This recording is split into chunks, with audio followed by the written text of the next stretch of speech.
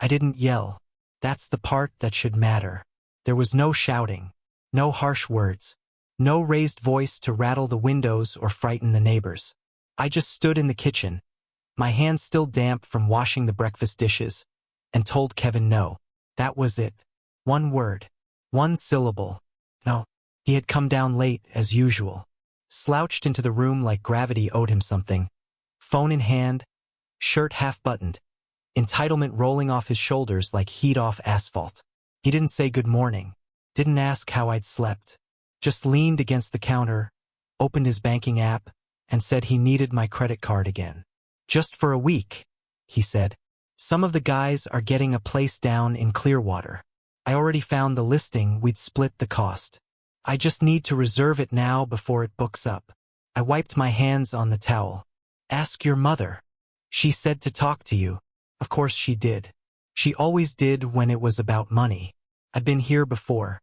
Too many times. The details changed. Different trips, different excuses, different tones of voice. But the shape of it never shifted. Kevin asked, Linda deflected, and I paid.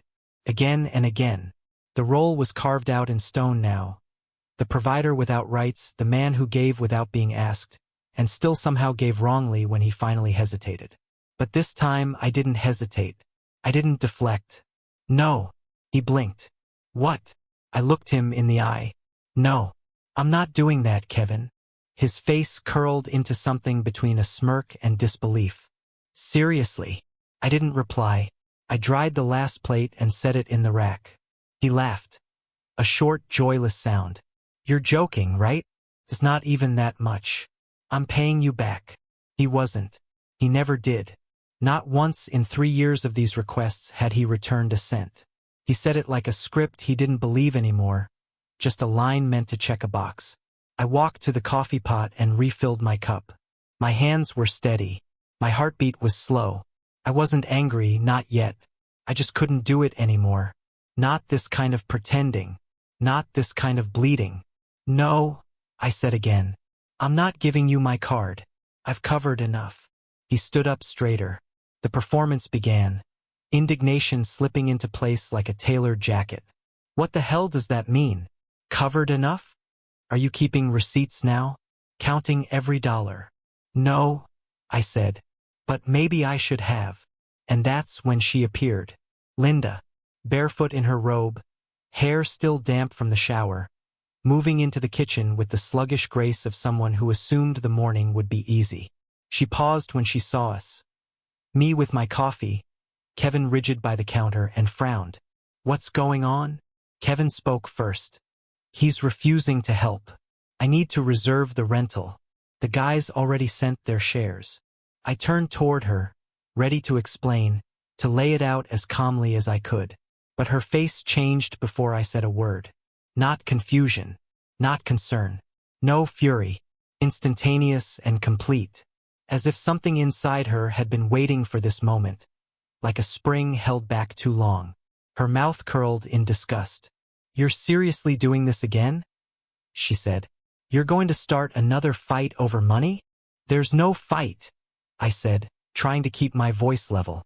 I just said no. But it didn't matter. The words didn't matter. She wasn't listening. She had already made up her mind. You've always resented him, she snapped. Every time he asks for anything, you act like he's robbing you. I've paid for. She didn't let me finish. The mug was in her hand before I even registered the motion. Coffee still steaming from the pot, untouched. She turned her wrist, quick and sharp, and flung it at me. The coffee hit first, hot, not boiling, but enough to sting, enough to shock. Then the mug itself struck the wall beside me and exploded into pieces, shards clattering across the tile like shrapnel. The sound was louder than I expected. It echoed in the kitchen, bounced off the cabinets, and fell into silence. Kevin stepped back. I didn't move. Linda's chest heaved with rage, her eyes wide and wet. If you're not going to help him, then you have no place in this house. Not our house. Not even my house. Just this house. Like I was a tenant overstaying his lease. Like I was some trespasser who had wandered in from the cold and lingered too long. The coffee soaked into my shirt. A long drip trailed down to my belt. I could smell it, bitter, acidic, stale. The room swam with silence. No one spoke. No one moved.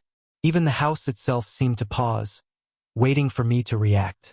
But I didn't. I looked at her. Really looked at her. And I saw it. The truth I had tried not to see for too long. This wasn't a moment of passion. This wasn't some one-time loss of control. It was clarity. Her rage had stripped away the performance. The masks had dropped. I was not her partner. I was her ATM. Kevin turned away first, retreating to the living room, muttering something under his breath. Linda just stood there, breathing hard, chest rising and falling like the engine of a machine built for war.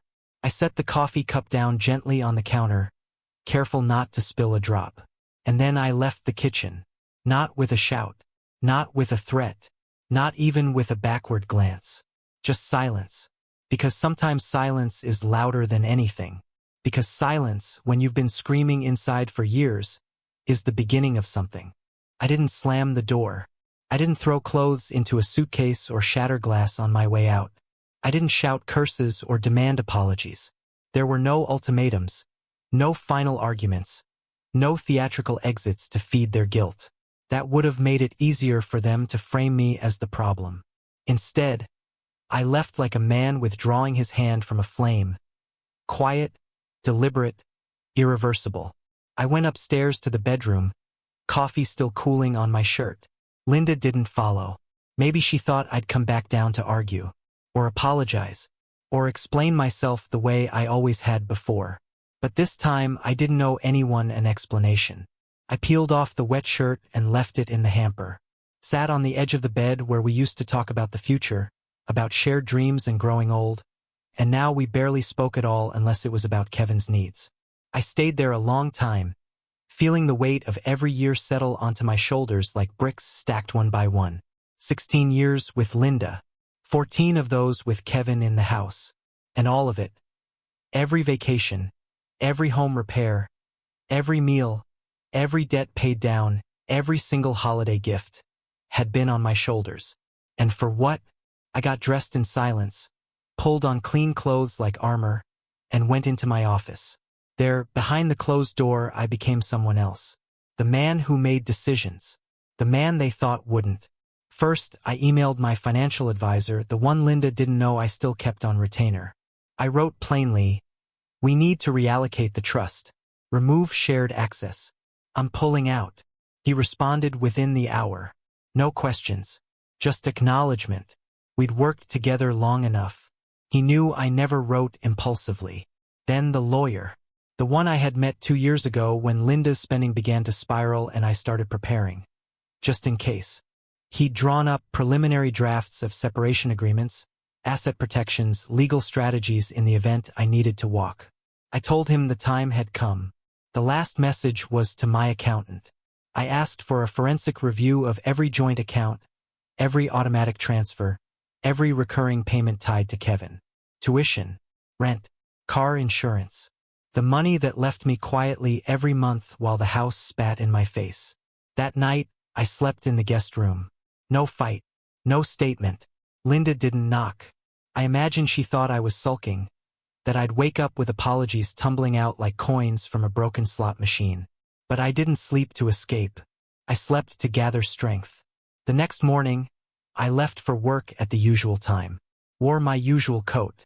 Ate my usual toast. The ritual of routine gave me cover. They thought I was playing the same role, still showing up for the performance. But I wasn't. By lunch, the lawyer had set things in motion. A full separation of my non-marital assets into a new trust.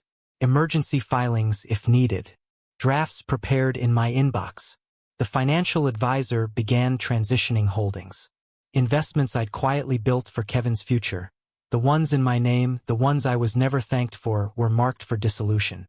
And the accountant, God bless him, uncovered a line item that made my stomach turn. Kevin had used my Amex to fund a crypto scheme.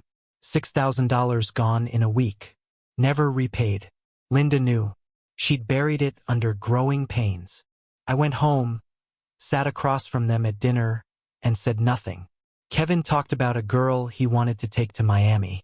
Linda nodded along. I chewed each bite like it was bark. After dinner, I cleaned the plates. Kevin didn't thank me. He never did. Linda poured herself wine and went upstairs. I stayed in the kitchen, drying my hands. That's when I made the call to the bank. It took one sentence to end it all.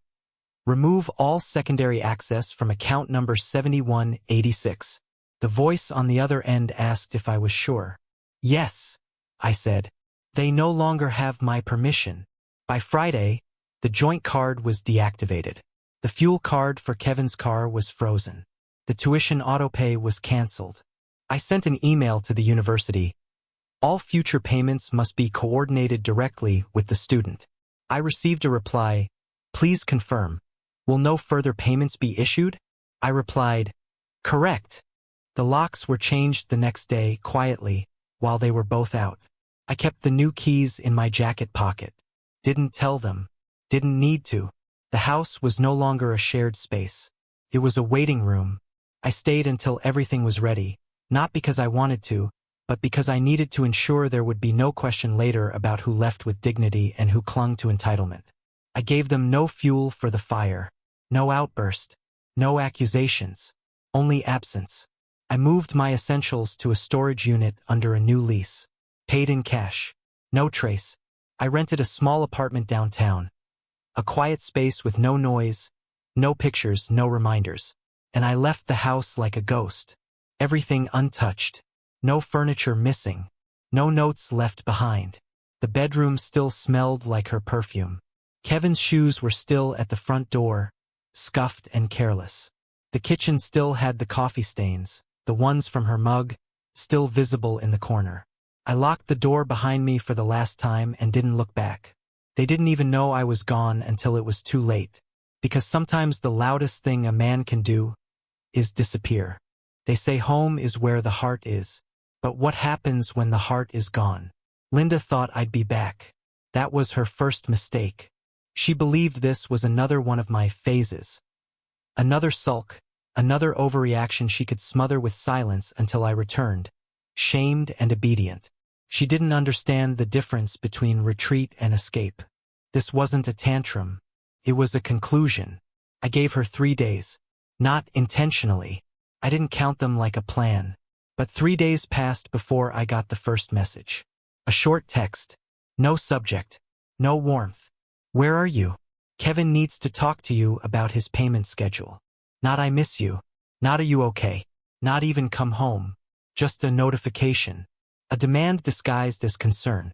The same tone she used when the trash needed to be taken out or the cable bill hadn't been paid yet. I didn't reply. On the 4th day, I watched through the security camera app as Linda returned home, alone, and found the house as I'd left it. Clean, silent, empty. She must have expected something dramatic. Maybe a fight, a storm. But there was nothing. No broken mirrors. No smashed photos. No missing furniture. My office was bare. My wardrobe gone. Not even a note. What I left behind wasn't damage. It was void. And void is harder to argue with. She paced the kitchen for 20 minutes. I watched her through the grainy lens on my phone. Her movements agitated. Like a rat searching for a door it had always assumed would be open. She opened drawers, checked the office, called my name. She waited until dark. Then she called my phone. For times. I didn't answer, because there was nothing left to say. By the end of that week, the paperwork was already moving. The house, our house, wasn't ours anymore. I had initiated the transfer of title to my holding company. The same shell I used for long-term investments and rental properties. The lawyers drafted everything quickly. They were efficient men. Quiet men. Men who knew what silence was worth. Kevin, meanwhile, was unraveling. He'd returned home 2 days after Linda discovered my absence. Full of noise, full of swagger, ready to ride out the wave of my supposed tantrum. He wore his disrespect like a shield. Still parked in the driveway I paid for. Still slammed the door to the room I had furnished. Still threw his backpack on the floor like the house owed him its silence. But something had shifted. His card was still frozen. His rent past due. The tuition office had sent a warning email that morning, copied to him and Linda. Final notice. Tuition unpaid. Enrollment at risk. She printed it. I saw it later, left out on the dining table like an accusation. Kevin didn't read it. Or maybe he did and pretended not to. Because men like Kevin, boys in grown bodies, don't believe consequences are real until they're standing in the wreckage. I sat in my new apartment and watched the unraveling unfold in updates from the lawyer, the accountant, and the agent I'd assigned to finalize the house's reassignment. My presence wasn't required. The paper trail did all the talking. Within 8 days, the utilities were transferred. My name disappeared from the gas and electric. The mortgage account shifted to the holding company. The joint checking account closed. Her access revoked. Kevin's gas card deactivated. Linda's credit line, the one she used to buy gifts for Kevin just to make him smile, expired. She noticed that one fast. The phone calls escalated. Not just texts now. Voicemails. The first sounded controlled. Professional. Michael, I think we need to talk. This is serious. Call me back. The second was shorter. This is petty. You're being cruel. The third came after midnight. You can't just disappear. This is your family. Kevin is your responsibility, whether you like it or not. There it was again. Responsibility. Never love. Never partnership. Never you matter. Just obligation. Just wait. Just the leash tightening again. I didn't return the call. Because when someone sees you only as a lifeline, they never care if you drown. The final act began on day 10. That's when the man in the suit arrived. His name was Glenn. Tall. Well-dressed. Quiet. He rang the bell at 2:14 p.m. on a Thursday. Linda opened the door, holding a mug in one hand, phone in the other. I watched it all through the cam in the corner of the porch, tucked just above the motion light. She smiled when she opened the door. The kind of smile that says, finally. Sanity. A man who can fix things. She thought he was a mediator. A lawyer. A friend of mine sent to patch the wounds. But Glenn didn't come to heal. He came to serve. I had instructed him to deliver the message in person, formally, with no ambiguity. He handed her a folder. Inside were the documents. Transfer of property rights, reassignment of financial liabilities, and formal notice of termination of co-residency. Put simply, the house was no longer hers. The accounts were no longer shared. The man she had screamed at, the man she had humiliated in front of her son, had dissolved the life they built together and left her with air. She didn't understand. She flipped through the papers, her mouth opening and closing like a fish starved of oxygen. I don't get it, she said. What is this? What are you saying? Glenn was patient. The property is now under the sole ownership of a holding company. You are no longer listed as a resident or spouse. You have 30 days to vacate, or rental terms will be enforced. Rental terms. That's what broke her. Because she knew the house wasn't hers. Not legally. Not financially. Not in any way that mattered in the real world of payments and paperwork. It had always been mine. She had lived there under the illusion of permanence. Kevin came to the door then, asked what was going on. She waved him off. But he didn't move. He stood there, listening, his expression twitching. Because even Kevin could read the truth in Glenn's crisp, professional tone. You have no rights here anymore. Linda tried to argue, tried to ask for a delay, claimed she was being ambushed, mistreated. But Glenn didn't argue. He handed her a card. Any legal challenges must go through this number. The terms are non-negotiable. Then he left, just like I had. Kevin stood in the doorway long after Glenn walked down the path and disappeared into the waiting car. His face was pale. No more swagger. Because the world outside me was a cliff, and they had no wings. I received a voicemail that evening. Linda's voice was wrecked. You really did it. You're serious. You've ruined us. Do you even care what this is doing to him? No. Because when he stood there, silent as she screamed at me, silent as she threw scalding coffee at my chest, silent as I walked out the door without a word, he had already made his choice. He had aligned with blood, not bond. He had shown me who he was. Now I was returning the favor. That night, I opened a bottle of whiskey I'd been saving for years. The one I was told we'd drink on our 20th anniversary. The one that waited on the shelf behind old photo albums and forgotten wine. I poured a glass. To the quiet. To the silence that finally had room to grow. And I asked myself, not with bitterness, not even with regret, was it worth it? And deep inside something answered, yes, because sometimes leaving isn't abandonment. It's survival. Wasn't there when it finally collapsed. And that was the point. I heard about it later, in fragments, stitched together through voicemails I never answered and messages I never opened. But I could see it clearly enough in my mind. I had lived with them long enough to know how it would unfold. Linda thought the man in the suit was bluffing. That was her last illusion. She had always believed the world bent eventually, that pressure and emotion could soften hard lines. She believed there was always another conversation to be had, another chance to negotiate, another man willing to absorb the damage so she wouldn't have to. She waited 2 days before calling the number on the card. 2 days of pacing the house, of Kevin spiraling between rage and panic, of doors slammed and accusations thrown like knives. 2 days of believing I would break first, that I would call, that I would rush back in to stop the bleeding like I always had. But I didn't. When she finally reached the office, the response was clinical. Polite. Deadly. The house had already been listed. Private sale. Cash buyer. No contingencies. No delays. She was given a date. 30 days. Not a negotiation. A deadline. Kevin exploded when he understood what that meant. He screamed that it wasn't fair. That I couldn't do this. That the house was his home. That he had grown up there. That I was heartless, vindictive, cruel. He threw a chair.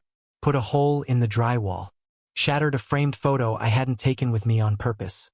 A picture of the three of us smiling, pretending. Linda tried to calm him. Tried to soothe him the way she always had. But her voice had lost its authority. The spell was broken. She wasn't protecting him anymore. She was drowning with him. And for the first time, Kevin saw her fear. Not the performative frustration she used with me. Not the righteous anger she wielded when she wanted leverage. Real fear. The kind that strips a person bare. Because without me, there was no floor beneath them. Just air. The final meeting happened a week later. Glenn returned, this time with another man. Younger. Sharper. Tablet in hand. They sat at the dining table where I had once eaten in silence, where I had dried dishes and swallowed words. They didn't raise their voices. They didn't threaten. They didn't need to. They explained the process. The buyer would take possession in 30 days. Any belongings left behind would be considered abandoned. Utilities would be shut off 2 days after closing. Locks changed immediately. No extensions. Kevin interrupted. Demanded to know where they were supposed to go. The younger man looked up from his tablet and said, simply, "That's not our concern." That sentence landed like a gunshot. Linda cried then. Not quietly. Not with dignity. She cried the way people do when the future caves in all at once. She begged. She said my name like it was a prayer. Like invoking it might summon the man who used to absorb every disaster. But I wasn't coming. Because the man she was calling for didn't exist anymore. Kevin left that night. Packed a bag. Said he was staying with a friend. He didn't hug her. Didn't look back. He was angry. Not at me, not really. But at the truth. That the world did not, in fact, owe him comfort. That entitlement had an expiration date. Linda stayed in the house alone after that. She slept on the couch. Couldn't bear the bedroom. Couldn't bear the echo of me. She stopped cooking. Lived off takeout and bitterness. Walked room to room like a guest overstaying her welcome in a life that had already moved on without her. I know this because she told me later. In one long message she sent at 3 in the morning, when pride finally cracked. She said she didn't recognize herself. That she had thought love meant loyalty to blood at all costs. That she hadn't seen what it was doing to me until I was gone. That she had believed I would always stay because I always had. She said she was sorry. I listened to the voicemail once. Just once. I didn't delete it. I didn't save it. I let it exist. like a scar you don't pick at anymore. Because apologies don't rebuild foundations. They just acknowledge the ruins. The sale closed on a Tuesday. I got the confirmation email while sitting in my apartment, sunlight cutting across the bare floor. No photos on the walls. No shared memories. Just space. Quiet. Ownership of my own breath. The house, the one I paid for, the one I bled into, belonged to someone else now. A clean transfer. No drama. No mess. Linda moved into a small rental across town. Kevin bounced between couches. Last I heard, his school put him on academic probation. The money didn't come back. It never does. Reality doesn't negotiate with past comfort. Sometimes I wonder if they still tell the story with me as the villain. The cold man. The one who abandoned them. The one who chose money over family. Maybe they do. But here's the truth they'll never say out loud. I didn't leave because I stopped loving them. I left because I finally loved myself more than being used. I gave years. I gave stability. I gave silence when I should have demanded respect. And when I finally said no just once, I was shown exactly what I was worth to them. So I believed them, and I walked away. Now I ask you, not for absolution, not for sympathy, but honestly, if you were told, without apology, that you had no place in your own home, would you have stayed? Or would you have done what I did, and let the bill come due?